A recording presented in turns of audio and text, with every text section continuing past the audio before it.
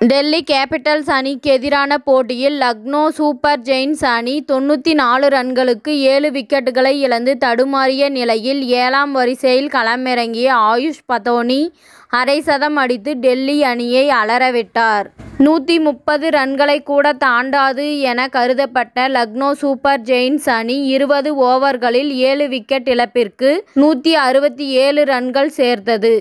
ஆயுஷ் பதோனி பின்வரிசையில் இறங்கி அதிக ரன் குவிப்பது இது முதல் முறையல்ல. அவர் இதுவரை 7 IPL போட்டிகளில் 7ஆம் வரிசையில் பேட்டிங் இறங்கி 51 என்ற பேட்டிங் சராசரியுடன் 204 ரன்களை குவித்திருக்கின்றார். டெல்லி கேபிட்டல்ஸ் அணிக்கு எதிரான போட்டியில் லக்னோ அணி முதலில் பேட்டிங் செய்தது. அதில் முதலில் பேட்டிங் செய்த எல்லோரும் சொற்ப ரன்களில் வெளியேறினர். இந்த மிக மோசமான இந்த பேட்டிங் சரிவை அடுத்து ஆயுஷ் பதோனி, அர்ஷத் கான் 8வது விக்கெட்டுக்கு ஜோடி சேர்ந்தனர். இவர்கள் இருவரும் கடைசி 7 ஓவர்கள் முழுவதும் நின்று பேட்டிங் செய்து கூட்டணியாக 73 ரன்கள் சேர்த்தனர்.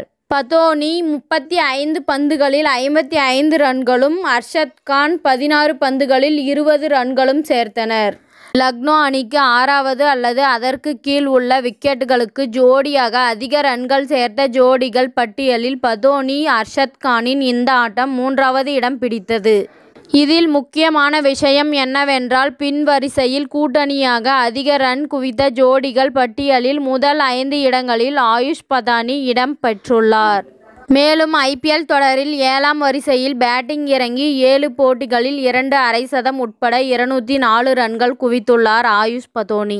இந்த போட்டியில் எல்லாம் லக்னோ அணி மோசமான விக்கெட் வீழ்ச்சியை சந்தித்து தடுமாறி இருந்தது.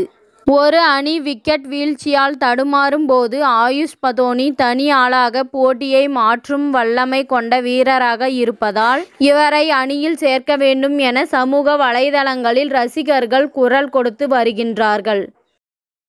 இத்துடன் இந்த செய்தி முடிவடைகின்றது. நன்றி, வணக்கம். மீண்டும் அடுத்த வீடியோவில் சந்திப்போம். மேலும் இதுபோன்ற சுவாரஸ்யமான தகவல்களை அறிய தமிழ் சிறை சேனலை சப்ஸ்கிரைப் பண்ணுங்க, ஷேர் பண்ணுங்க, லைக் பண்ணுங்க மற்றும் கமெண்ட் பண்ணுங்க.